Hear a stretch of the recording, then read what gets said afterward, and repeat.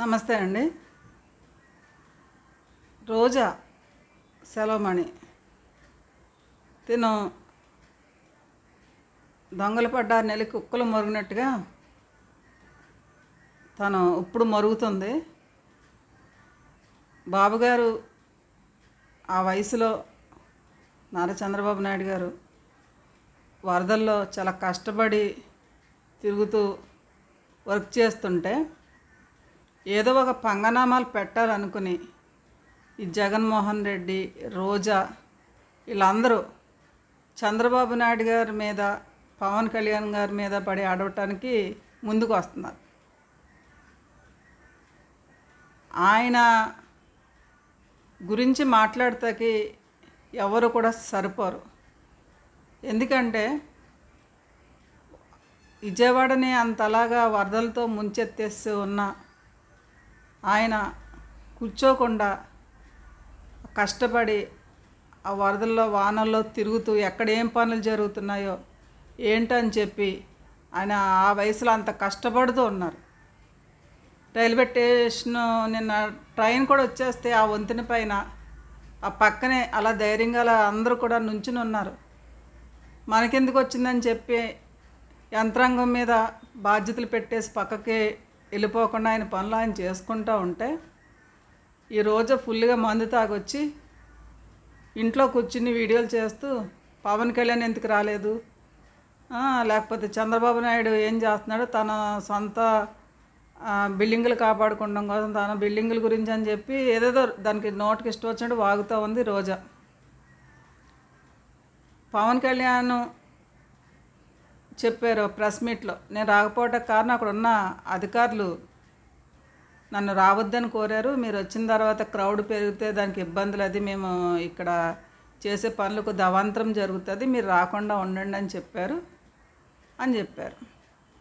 నిజంగా పవన్ కళ్యాణ్ గారు రాకపోతే మీకన్నా ముందు మేమే అప్సెట్ అవుతాం. ఎందుకు అప్సెట్ అవుతామంటే మీరు వాగే అవాకులు చవాకులకి మేము తట్టుకోలేక బాధపడతామన్నమాట. పవన్ కళ్యాణ్ గారు గురించి, వ్యక్తిత్వం గురించి మాట్లాడే అర్హత రోజా నీకు లేదు. నువ్వు ఎంత దుర్మార్గురాలు అంటే దత్తపుత్రుడు అన్నావు, డబ్బులకు అమ్ముడిపోయాడు అన్నావు, రకరకాలుగా మాట్లాడి ఎంత ఇబ్బంది పెట్టినప్పటికీ కూడా తను ఎంతో కష్టపడి ఎలక్షన్స్లో మంచి మెజార్టీ తెచ్చుకోవడంతో పాటు ఇప్పుడు ఈ సందర్భంలో తన సొంత డబ్బు 6 కోట్ల రూపాయలు విజయవాడ ప్రజలకి అక్కడున్న వాళ్ళందరికీ కూడా పంచమని ఆయన డబ్బు అన్ని కోట్ల రూపాయలు ఇచ్చారంటే అది మామూలు విషయం కాదు. తన సొంత డబ్బు, పార్టీ ఫండ్ కూడా కాదు, తన సొంత డబ్బు. మీ జగన్ కానీ నువ్వు కానీ వచ్చి మీరు విజయవాడ పర్యటించి మీరేమన్నా 10 రూపాయలు తీసి ఖర్చు పెడుతున్నారా, 10 పులిహార ప్యాకెట్లు పట్టుకొచ్చేస్తున్నారా అంటే గవర్నమెంటు ఫామ్లో ఉన్నప్పుడే మీరు వచ్చి వర్కులు చేస్తారా? గవర్నమెంట్ మీరు కాకపోతే మానవతా విలువలతో మీరు అక్కడికి వచ్చి తోచిన సహాయం చేయలేరా? పవన్ కళ్యాణ్ గారు 6 కోట్లు ఇస్తే కనీసం మీరు 60 లక్షల రూపాయలు కూడా ఇవ్వలేవా? రాజకీయాలు అడ్డంగా దోచేసి సంపాదించో. తిరుమల తిరుపతి దేవస్థానానికి ప్రతి నెల వెళ్తూ నీ కూడా చాలామందిని తీసుకెళ్ళి అక్కడ వాళ్ళకి ఒక మనిషికి ఒక్కొక్కరి దగ్గర నువ్వు ఎన్ని లక్షల రూపాయలు తీసుకున్నావు, సుప్రభాత దర్శనాలని చెప్పి, నిజరూప దర్శనాలని చెప్పి నీ కూడా చాలామందిని తీసుకెళ్ళి అక్కడ తిరుమల తిరుపతి దేవస్థానం వెంకటేశ్వర స్వామి మీద ఎంత డబ్బు సంపాదించావు. నువ్వు రాజకీయాల్లో వచ్చేసప్పటికి నీకు ఉన్నదంతా అమ్మేసుకున్నానని చెప్పు, ఆస్తులు లేవని చెప్పు. నీకు కోట్ల విలువైన కార్లు ఎక్కడి నుంచి వచ్చినాయి, కోట్ల విలువైన ఆస్తులు ఎక్కడి నుంచి వచ్చినాయి? నువ్వు ఓడిపోయింది కాకుండా నగరంలో నేను చిత్తుగా ఓడగొట్టి పంపించారు. నువ్వు ఎలక్షన్ అయిపోయిన తర్వాత 2-3 రోజుల్లో కౌంటింగ్ ఉన్నప్పుడు కూడా ఒక ఛానల్ వ్యక్తి అడిగినప్పుడు మాదేనండి గవర్నమెంట్, అసలు అందులో డౌట్ ఏంటి, ఆలోచించక్కర్లేదని మాట్లాడిన దుర్మార్గురాలా. నీవు ఓవర్ కాన్ఫిడెన్స్, మీ పార్టీ నాయకులందరికీ ఓవర్ కాన్ఫిడెన్స్ ఎక్కువైపోయి నువ్వు అలా వాగావు. చిత్తుగా ఓడిపోయారు. నీకు నగర నియోజకవర్గంలో కూడా నీకు నుంచుంటా కూడా స్నానం లేని విధంగా ఓడించారు నిన్ను. సిగ్గు లేకుండా మొన్న చెన్నై వెళ్ళిపోయి డార్క్ రూముల్లో, ఆ రూముల్లో నీకు మందు తాగటానికి, చిందులేయటానికి, అన్ని రకాలుగా ఉండటానికి నీకు చెన్నై నీకు అడ్డా. నీకు అది బెంగళూరు, చెన్నై ఈ దేశాలు పారిపోయి ఎలక్షన్ అయిపోయిన తర్వాత, ఓడిపోయిన తర్వాత ఏం చేయాలో తెలియకుండా టాప్ ఒకటే వేసుకున్నావు. నీ వయసుకి, నీ ఏజ్కి ఒక సభ్యత సంస్కారం లేకుండా అసభ్యంగా కాలు మీద ఉన్న టాటులతో సహా అసహ్యంగా కనపడుతూ ఉన్నాయి. నీకు సరైన డ్రెస్ సెన్స్ ఉందా? సాటి ఆడదానిగా నిన్ను ఇన్స్పిరేషన్గా ఎవరైనా తీసుకుంటారా? జబర్దస్త్లో డ్యాన్స్లు వేస్తావు ఒక ఎమ్మెల్యేకి ఉండి అక్కడ నిన్ను రానివ్వకుండా నిన్ను అక్కడ గెంటేశారు. చెన్నై వెళ్ళి అక్కడ ఏదో రాజకీయాలు పులిహార కలుద్దాం అనుకుంటే అక్కడ రజనీకాంత్ గారిని దుమ్మెత్తి పోసే కాబట్టి విజయవాడ వచ్చినప్పుడల్లా ఆయన్ని అక్కడ తమిళనాడు రానివ్వరు. నీకు ఎటైనా సరే ఇంక జగన్ తప్ప ఇంకేరో గతి లేదు. ఇటు సినిమాలు లేవు, అటు గవర్నమెంటు లేదు. ఏం చేయాలో తెలియదు నీకు. ఇంట్లో కూర్చుని మందు తాగుతా ఆ పేసే చూస్తుంటే ఆ వీడియోలో చెప్తున్నావు కదా, నారా చంద్రబాబు నాయుడు గారిని విమర్శిస్తున్నావు. ప్రజలకి అది లేదు ఇది లేదని చెప్తున్నావు. మీ పరిపాలనలో ఏమి జనాలు గొప్పగా పరిపాలించారు. కరోనా సమయంలో మీరు ఎంత జనాలకి ఎలాంటి సేవలు చేసేసారు. మీరు వచ్చి రాగానే కదా, మీ గవర్నమెంట్ రాగానే కదా కరోనా కరువు వచ్చి మొత్తం దేశమంతా సర్వనాశనం అయిపోతే మీరైనా సేవలు చేశారు. ఇప్పుడు ఈ సమయంలో విపత్కర పరిస్థితుల్లో ప్రతి ఒక్కరు కూడా పార్టీలకి అతీతంగా అందరూ కూడా ప్రతి ఊరి నుంచి కూడా వారికి తోచింది పులిహార ప్యాకెట్లో, అపరాలో, లేకపోతే డబ్బులు డొనేట్ చేయటము, ఎంతో కొంత ఫండ్స్ రూపంలో అక్కడికి పంపిస్తూ ఉన్నారు కదా. నువ్వు ఇన్ని సంవత్సరాలు ఇండస్ట్రీలో ఉండి, సినీ ఇండస్ట్రీలో ఉన్నావు, రాజకీయాల్లో ఉండి సంపాదించావు కదా. నీ వంతు బాధ్యతగా నువ్వు విజయవాడ వచ్చి అక్కడున్న ప్రజలకి నీకు తోచింది దుప్పట్లో, చీరలో, లేదా అక్కడ పిల్లలకి మిల్క్ ప్యాకెట్స్, అపరాలో ఇవ్వకుండా ఎదవ కహానీలు చెప్తున్నావు. నువ్వు ఇంట్లో వీడియో పెట్టుకుని కూర్చుని నువ్వు బాబు గారిని విమర్శించటానికి, కళ్యాణ్ గారిని విమర్శించటానికి నీకు అర్హత ఉందా? వేల కోట్ల రూపాయలు దోచేసిన డబ్బుల్లో 1 కోటి రూపాయలు తీసి నువ్వు అక్కడున్న విజయవాడ ఉన్న చిన్న చిన్న మధ్యతరగతి కుటుంబాలకి నువ్వు ఎంతో హెల్ప్ చేయొచ్చు కదా. అప్పుడు మిమ్మల్ని కూడా మెచ్చుకుంటారు కదా.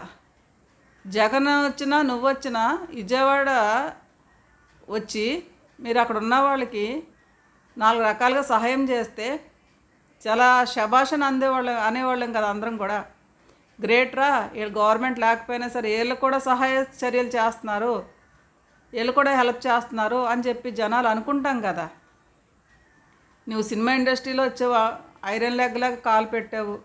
సరైన సినిమాలు లేకపోతే నువ్వు చెత్త సినిమాలు, డిగ్రేడ్ సినిమాలన్నీ చేసి వాళ్ళని పై కట్టుకుని ఎలవలని పెద్ద పెద్ద సినీ హీరోలతో ఫిల్మ్లు యాక్ట్ చేసి ఎలాగైతే పైకి వచ్చావు. సినిమా తీసావు, అది ఫ్లాప్ అయిపోయింది, అప్పుల పాలు అయిపోయావు. అలాగే నీ పైన కోర్టు కేసులు కూడా పడ్డాయి. చాలా తిప్పలు పడిన తర్వాత నువ్వు రాజకీయాల్లోకి వచ్చిన తర్వాత అక్కడ నిలదొక్కుకోలేకపోయావు. అప్పుడేమో వైసీపీ పార్టీ నాయకుడు జగన్ తండ్రిని అప్పుడు తిట్టావు. తర్వాత ఈ పార్టీలో ఇక్కడ చంద్రబాబు నాయుడు గారి పైన ఇక్కడ పట్టుకుని తిడుతున్నావు.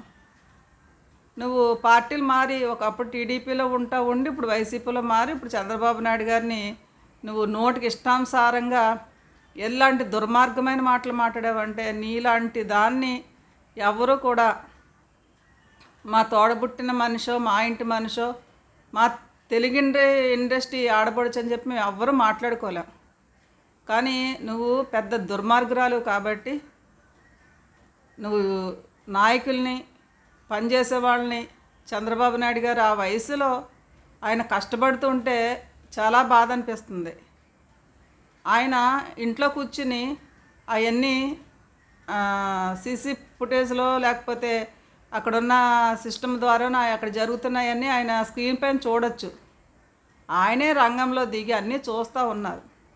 పవన్ కళ్యాణ్ లాంటి వ్యక్తి నిజంగా అక్కడున్న వరద ప్రాంతాలకు సంధించడానికి వచ్చినా అక్కడ ఆయన మీదన క్రేజ్ ఎలా ఉంటుందంటే ఆ ఇల్లు మునిగిపోయి ఉన్నా లేదా ఇంకోటి ఉన్నా సరే అవన్నీ మర్చిపోయి పవన్ కళ్యాణ్ చూడాలని పిచ్చితో వాళ్ళు ఆ బురదలోని బందలోని వచ్చి ఎక్కువ అక్కడ క్రౌడ్ వచ్చి మరింత ప్రమాదం జరిగి ఇబ్బంది పడి ప్రాణాలు గల్లంతే పరిస్థితి ఇంకా తేకూడదని చెప్పి రాకుండా పోవచ్చు. కానీ వస్తే తనకి ఏదో లాస్ అవుద్దని ఎందుకు అనుకుంటున్నారు?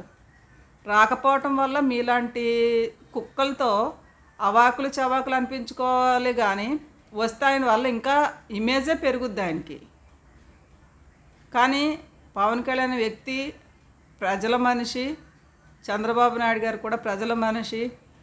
వాళ్ళిద్దరూ రాష్ట్రాన్ని మీరు అప్పుల పాలు చేస్తే దాన్ని ఎలా పైకి తీసుకురావాలని తలమునకలయ్యి ఈ ప్రజలకు ఇచ్చిన హామీలు ఒక్కొక్కటి నెరవేర్చుకుంటూ వస్తుంటే పుండి మీద కారం చల్లినట్టుగా మళ్ళీ కొత్తగా విజయవాడలో ఇది జరిగిన సంఘటన బర్డెన్ అయ్యింది.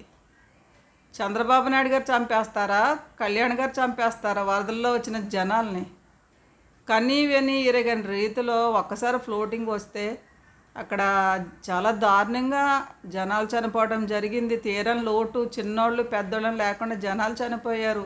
ఆస్తి నష్టం, ప్రాణ నష్టం, ఎన్నెన్నో టీవీలు, ఫ్రిడ్జ్లు, ఇంట్లో బైకులు, బియ్యాలు, అపరాలు అన్నీ సర్వనాశనం అయిపోయి బంగారం పోగొట్టుకుని డబ్బులు పోగొట్టుకుని రోడ్డుకి ఎక్కి కుయ్యో ముర్రమని ఏడుస్తుంటుంటే మీరు వాళ్ళకి వచ్చి వాదాచటం పోగా మానేసి సిగ్గు లేకుండా తగుదనమ్మా అని వచ్చి ఓడిపోయిన నెలకు మళ్ళీ నువ్వు వచ్చి ఫుల్గా మందు తాగి హ్యాంగ్ ఓవర్లో ఉన్నావేమో. ఆ రాసిచ్చిన స్క్రిప్ట్ చూసుకుంటూ నేను ఇన్ని వీడియోలు చేస్తూ ఉంటాం కానీ ఏ రోజున కూడా నేను రాసుకోను. ఏం చెప్పాలని చెప్పి నేను పేపర్ మీద రాసుకుని కిందకి చూసుకుని అలవాటు కూడా నాకు లేదు. చూసుకొని కూడా నా మనసుకి ఏమనిపిస్తే ఏ పాయింట్ చెప్పాలో ఆ పాయింట్ వరకు చెప్తాను తప్పించి నేనే ఇలా చెప్తున్నప్పుడు నువ్వు ఒక సీనియర్ ఆర్టిస్ట్వి, రాజకీయ నాయకురాలివి, జరుగుతున్న సమస్యలపైన నీ మైండ్లో ఉంటే ఆటోమేటిక్గా వచ్చేస్తుంది. కానీ నువ్వు రాసిచ్చిన పేపర్లు చదువుతా ఏడుస్తారేంటి? మీ వైసీపీ నాయకులు మీకు న్యూడ్ వీడియోల్లోని పనికిమాల న్యూసెన్స్లోనూ ఉన్నారు తప్పించి ఒకడేమో భార్యను వదిలేసి ఒకడేమో వీడియో కాల్స్ చేసి ఈ అసభ్యకరమైన సీన్ల మీద నువ్వు స్పందించటం మానేసి ఈ రోజున ఈ వరద మీద ఇదో కాన్సెప్ట్, ఇక్కడ ఏదో బాబుగారు కావాలని వరద తీసుకొచ్చినట్టు, బాబుగారు కావాలని చెప్పి ఈ జనాన్ని అందరినీ సర్వనాశనం చేసినట్టు ఏడుస్తున్నావు. నీకు బుద్ధి జ్ఞానం లేదా? సిగ్గు తప్పు లేదా నీకు? ఓడిపోయిందని ఓడిపోయినట్టుగా నోరు మూసుకుని ఊరుకో. నువ్వేనా ఒక 50 లక్షల రూపాయలు ఖర్చు పెట్టి నువ్వేనా అక్కడ ఉన్న వాళ్ళకి చీరలో లేకపోతే దుప్పట్లో పిల్లలకు పాలు కొనిస్తే గ్రేట్ అని అనుకుందాం. 10 పైసలు సహాయం చేయకపోగా నీ జగన్మోహన్ రెడ్డి నువ్వు మా టీడీపీ జనసేన నాయకుల్ని టార్గెట్ చేసి మాట్లాడుతుంటే గోప గుయ్యమనిపోతే పళ్ళు రాలిపోతాయి. ఈరోజా జాగ్రత్తగా ఉండు. పిచ్చి నాటకాలు మాట్లాడుకో. Be careful.